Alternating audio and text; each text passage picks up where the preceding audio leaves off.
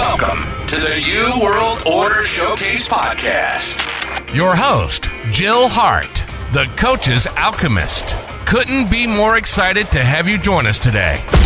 On this podcast, we celebrate the champions of change, the up-and-coming life, health and transformational coaches who are fearlessly stepping forward to make a difference in the world.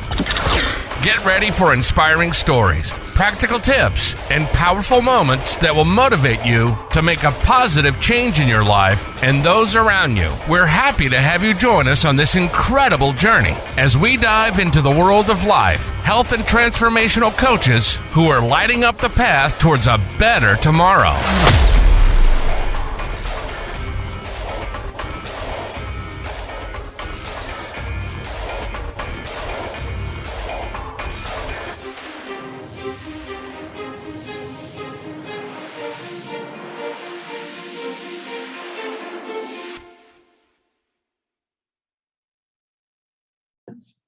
Hi, and welcome to the New World Order Showcase podcast. Today we're speaking with AnnMarie, and I'm not even going to try to massacre her last name. We'll let her tell you about it. And she is going to tell you all about herself because this gal is into so many different things. This is going to be such a treat for y'all.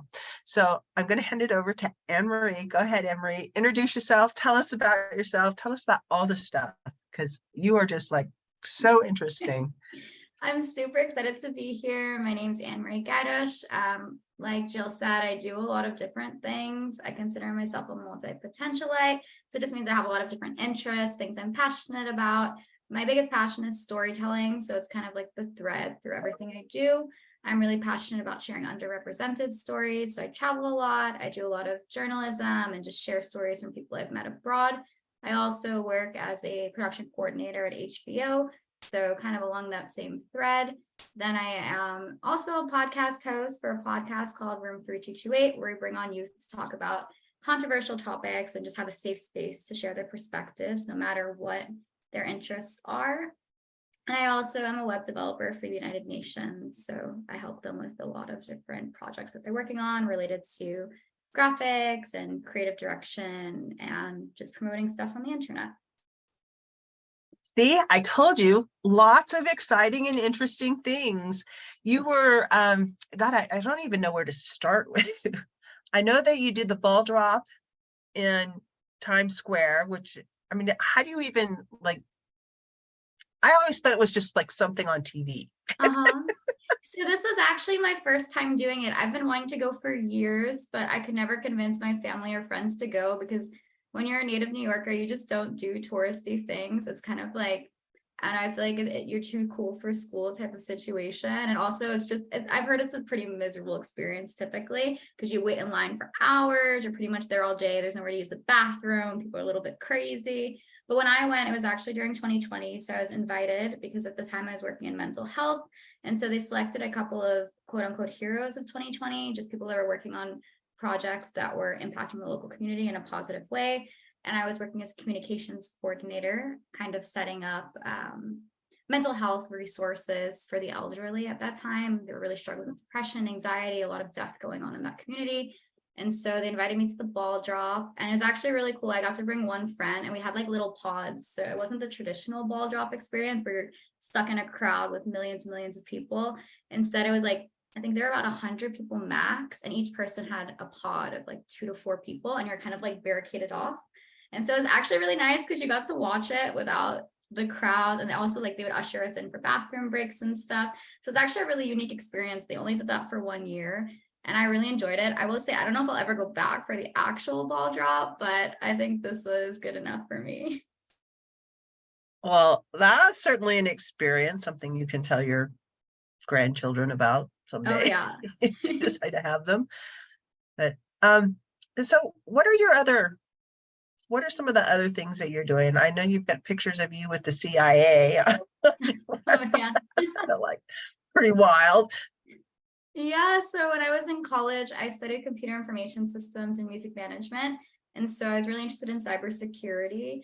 And at that time, I conducted research on the applications of biometric technologies like facial recognition, fingerprinting. And I'd done research on like combining multitude of different factors, like combining facial recognition with fingerprinting and how that would make things a lot more secure than just having one method. So having that multi-factor authentication. And so I got Did you ever invited work to with Morpho? I did not. Okay. Yeah. But so it's just like a research project that I did. And then I was invited to present it at the CIA for a couple of weeks in the summer. And that was a really good experience. It's something I never expected to do, but yeah, it was funny. We get there and they like took us to like the grand hall and I felt like I was in the movies. They took a photo of us with like the CIA logo on the floor. Definitely Right. a really unique experience as well. One for the grandchildren. Yeah. You have lots of them. Yeah, I have a lot of unique stories, I think. I don't know how things just like, I don't know, just find myself in really surprising situations sometimes. So how do you, like, what does your life look like? I guess it's kind of a weird question, but you know, you do all these things, and I know you said the thread is that you're a journalist, so you're putting this information out there. Do you do it as a podcast journalism, or is it print journalism? Do you write for magazines? How does that look? Sure. So it started out with podcasting. I'm hoping to transition to more of a print format. I also do stuff on social media. So I'm a content creator. So I share a lot of resources there, but I want something that's more print like format. I think that's my next step, and that's what I'm moving towards. But podcasting was kind of where it all started. I had started a podcast called Room 3228 with my two best friends in college. And it was just an incredible experience. I always knew I loved to communicate. I love to share stories. I love to like connect with people. And I never knew how I could actually do that professionally. And I think the podcast was kind of where it took off. It's just something I was so passionate about. Like I wasn't earning any money from it in the beginning. We were kind of just spending all this time doing it, but it was like my favorite thing that I was doing at the time, just super passionate about it. And to this day, we're still bringing back more episodes and inviting guests to talk about topics. And it's funny because you sit there and you want to share information, you want to learn. But for me, the best part is just hearing other people's perspectives, especially being from New York. I think we get stuck in this like bubble sometimes, and we're kind of just in our own heads. And so it's really cool when you can meet other people, not only from other states, but from other countries, and kind of hear what their lives look like. Yeah. Yeah. So with that said, what does your life look like? Oh yeah, sure. So I have my 9-to-5 job. I work at HBO, doing production finance. So I do like budgeting, things like that. So for most of the day, that is my main responsibility, unless I have a day off. All my other side projects come in my free time. So like once the workday ends, or sometimes I wake up even earlier, lunch break, stuff like that. Then I'm working on coding things for the UN, depending on how much work there is to do, whatever I need to do. Journalism, and like I reach out to people for like stories and for like advice, or like wanting to be on the podcast, also in my free time. And then I also model and, like I said, content creation. So all that's kind of in my free time. That stuff isn't as structured, I'd say, as like my standard job, and it really depends on the day. I'm not one for a ton of structure. I get really bored that way. So I kind of just like, whenever I have the time that week or that day, I'll schedule out like what I want to do in my free time. So my actual free time is not really free time. It's like scheduled playtime for the things that I'm interested in besides my regular job. It's the progressing the U world order. Oh yeah, 100%. It's funny because like people are always like, what does your day-to-day look like? What's your schedule? And I'm like, there is no schedule. I want to get better about it. Like I have one friend who's like very, very structured. Like she wakes up at 5 every day, goes to the gym, then she works, then blah, blah, blah. And it's like the same thing every day. And I've tried that before, but for me, it just doesn't work. Like I'm a very creative person. So I feel like it restricts that creativity. So when I find that I'm really passionate about something that I'm working on, when there's no deadline, it's kind of like I just follow that passion until it's time to do something else. I kind of like that too. I just like, when I get an idea, it's like, okay, we're running with it. Yeah, you're like not sleeping. It's like, this is the main focus. Like yeah, and sometimes it's like, I want to sleep. Hello, brain. It's time to go to sleep. But it's like, once you have that idea, you're like a dog with a bone, and it's like, no, I got to finish this. I got to do this.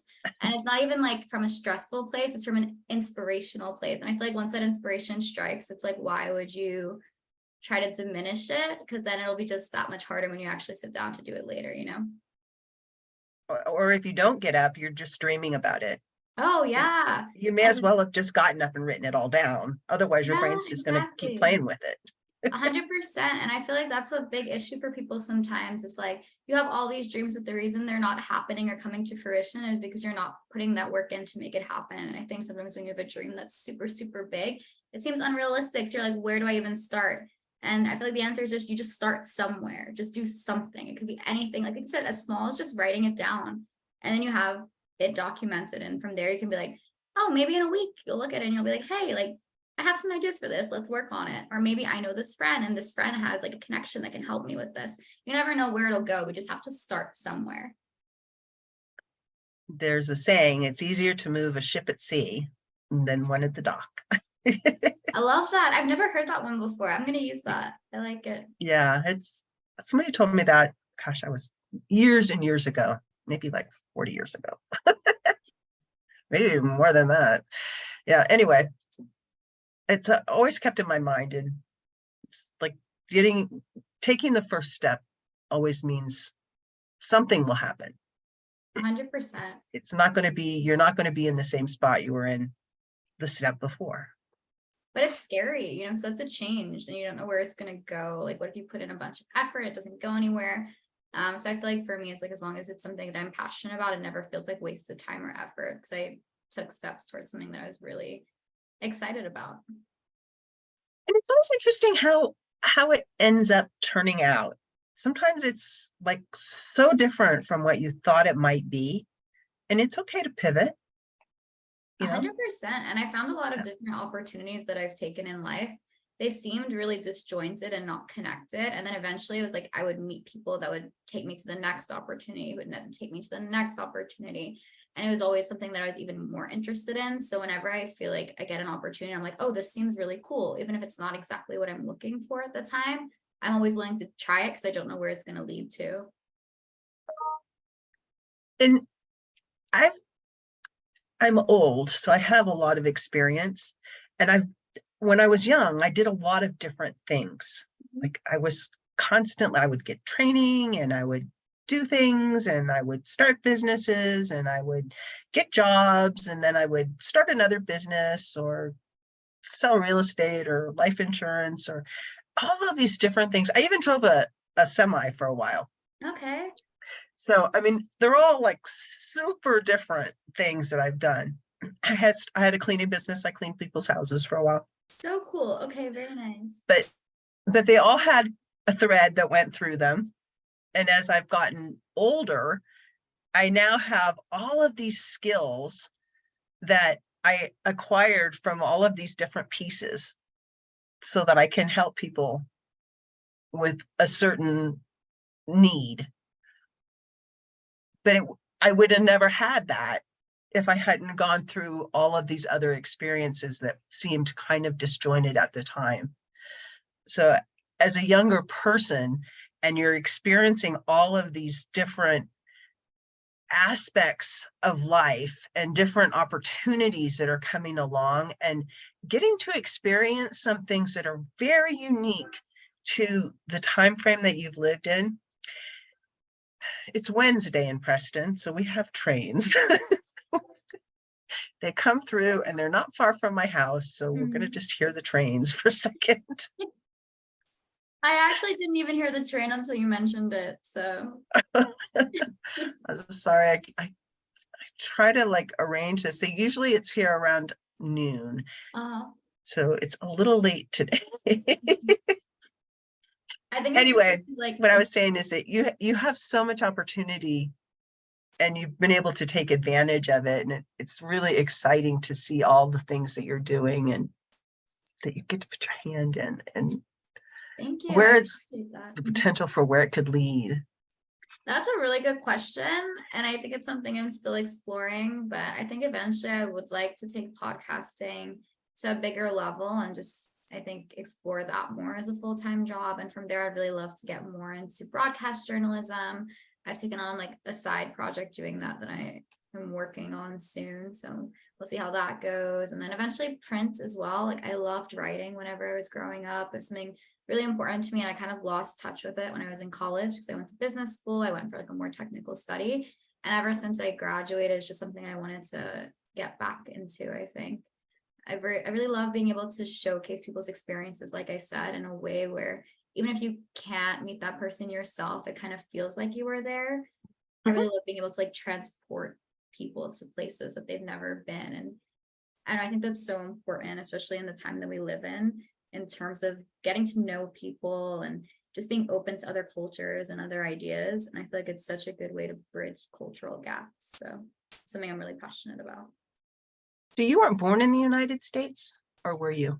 I was. My parents are originally from Slovakia, and they moved here to really, like, around when they were teenagers. So I think they kind of instilled that interest in me. There's a lot of our culture growing up. There's not many Slovak people in the area that I live in, but like we have a church that we would go to, and everybody there was from like the same village in Slovakia. And I had never actually been, but I lived in London for the last 6 months because my job was remote, so I wanted to travel. And I actually got to go back to our hometown and like visit family. Still have like lots of family there and stuff.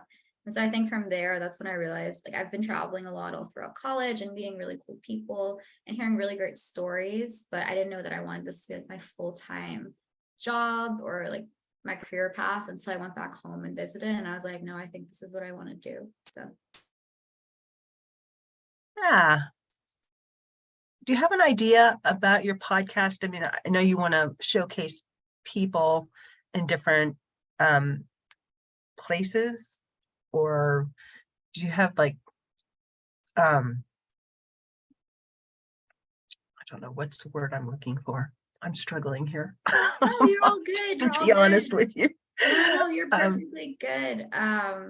So I think the goal for the podcast is that I just feel like a lot of times younger people aren't always taken seriously when they share their opinions. And I think there's a really big gap between people that grew up Gen Z, Gen Y, and then just like older generations of people, where I think that there's a big mentality shift, even in terms of things like mental health, politics. And I think giving youth a space to kind of talk about those topics is really important to me.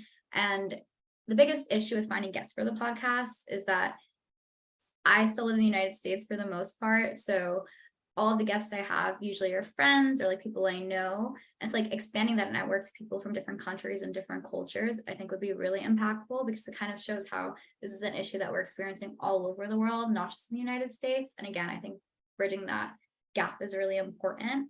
And so for me, I think just being able to expand to other regions would be a really great idea. And I think that's where I want to take it. Have you considered maybe using your social media, expanding your social media to reaching out to different countries, and making connections that way? Yeah, I think that's a really good idea. It's something I haven't put much thought into yet, but it's definitely something I want to do. And I'm really excited because we're starting a new season. We're actually going to start recording tomorrow. So I think from there, we're going to start planning and trying to see how we can reach out to other people. Right now, I'm co-hosting the podcast with my best friend, Chanel, and she actually moved to Paris about 3 years ago. So she has a bit of a network in Europe, and I had been living in London. So now we're feeling like we have a lot of connections. We can use social media and different platforms to kind of reach out to them. So I think that's going to be our next challenge, but I'm really excited for it. You'll be surprised, I think, how fast and easily it is to connect with people in different areas through social media. But you get into one country and they have friends, and everybody knows like 600 people. That's crazy. Yeah. And I think it's so interesting too, just the impact that social media has on us these days. We have so much access to information, and it's so much easier to learn things than it was in the past. And so I think it's something we need to take advantage of, and I don't think enough people do. I agree. And it's so amazing how kind of even deep the connections can be. They're for people that are worlds apart, literally. I mean, I have friends that are in Australia, really good friends that, we talk all the time, but it's only early in the morning and late at night. Yeah, the time difference can be killer. But I feel the same way. Like I said, my best friend, she lives in Paris, originally from New York. But I talk to her more, like we FaceTime pretty much like once a week. We are like inseparable. And like I talk to her more than some of my friends that live like a 15-minute drive from me. So it's really cool how we have all these tools to stay in touch with people, but I feel like sometimes we don't make the most of it. We talk a lot about like the downsides of technology, the downsides of social media. There are actually a ton of pluses that I think we're just not taking advantage of. I think so too. And everybody kind of has their different, or I shouldn't say everybody, but I think different generations have different ways of using social media. Like I have a 19-year-old daughter and I have a 40-year-old daughter, my kids in between. The 19-year-old uses social media way differently than the 40-year-old. And they use it way differently than I do. And it's just kind of interesting to see how those differences kind of play out. Yeah. And it's crazy too when you think about algorithms, like even on TikTok and stuff. Like I have friends that are like, oh yeah, my algorithm is showing me tons of cute dog videos. And I have other friends that are like, oh, I use it for a lot of like mental health resources. And other people are like, I don't know what you're talking about. I don't see any of this on my feed. And so it's just really funny to see how you can use it and cater it to what you want to see. And kind of also just how algorithms will show different people different things. I heard on I got an email from a friend of mine who was talking about Pinterest. Pinterest wants to get they want to have a patent so that they can look through your email so that they can serve you the kind of stuff that you want. Just like, and I would presume you'd have to agree to it. You would get to agree to it, and they wouldn't just like decide they're gonna like go through your emails, though, you know, who knows. But I think that's kind of A, intrusive, B, interesting that there's places, there's organizations out there that are looking to model their algorithms on your emails.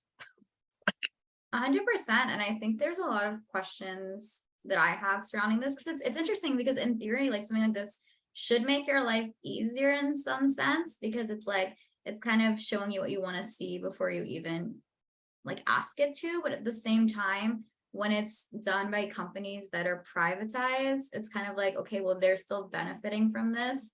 And like you said, it's intrusive. So I'm always curious, like, where is the line? Because technology is just going to get more and more intrusive, I think, but it's in a way that's meant to help us. But does it actually help us, or does it help the business more than the consumer? I don't really know. And it's funny to see like kind of how it's been balancing out lately and going back and forth.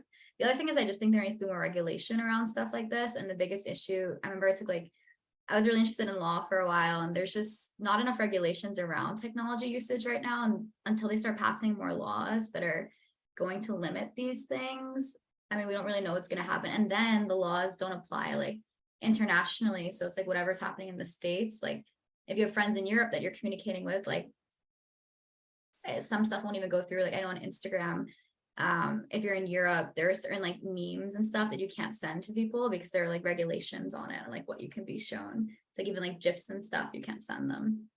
It's interesting.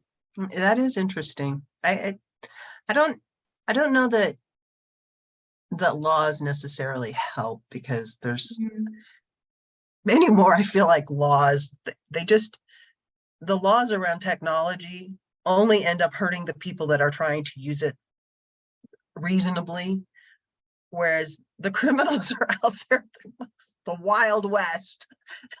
Yeah, it depends. And like, it's interesting because laws can be made to help consumers, or they can be made to help businesses. And I think in the States, we tend to favor businesses because we're very capitalistic. So again, it depends on the types of laws, who's passing the laws, who's making the laws. That's another thing, even with technology. And who's enforcing them? Yeah, exactly. Who's enforcing them? Because there could be laws being passed, but in certain states they might be enforced, and in others they might not. So it's kind of like we don't really know what's going to happen. And so I think it's setting a really interesting precedent. I would have to agree. Is there like one thing you would really like to leave our listeners with today? Yeah, I'd say like something that I was always told was that you should, especially as women, I'll say that. I think that if there's any opportunities you're interested in, anything you want to do, you should just go for it. I think a lot of us struggle with imposter syndrome, and I think that prevents us from actually starting. And if we can't start, we can't get to where we want to go. So I'd say, honestly, just reach for the stars. It might not work out, it might, but what's the harm in trying if it's something you're really interested in? So my advice is just go after whatever you want to do and don't let anyone tell you can't actually do it. I agree with you 100%. So how do people get in touch with you? So you could email me. It's my first last name, AnnMarie.Gajdos@gmail.com. You can message me on social media. I have a website, AnnMarieGajdos.com as well. Pretty much just plug my name into the internet. You'll probably find some form of communication. I'd say I prefer Instagram @AnnMarieGajdos. Feel free to message me about anything. I'm always happy to help. I think it's really important to connect with people, like I said. So if you want to talk about any projects you want to start, or you want advice, or you just want someone to talk to, I could be that girl for you. Great. Thanks so much for joining us, and we'll be sure to put those links in the description. Thank you so much for tuning in to another empowering episode of the You World Order Showcase podcast. We hope you've enjoyed hearing from our incredible life, health, and transformational coaches who are making a profound impact on the world. Remember, change begins with you, and you have the power to transform your life and the lives of others. If you want to take that next step and unlock your true potential, visit thecoachesalchemist.com, where you can find the 3 ways we can help you for free to spin your talent into gold with clarity, a system, and a plan. Don't forget to hit the subscribe button so you never miss an inspiring episode. And if you enjoyed today's show, we'd greatly appreciate it if you could leave us a review on your favorite podcast platform. Your feedback means the world to us and helps us reach more people with our positive message. Stay connected with us on social media for updates, behind-the-scenes content, and upcoming guest announcements. You can find us on Facebook at the You World Order, or simply visit thecoachesalchemist.com.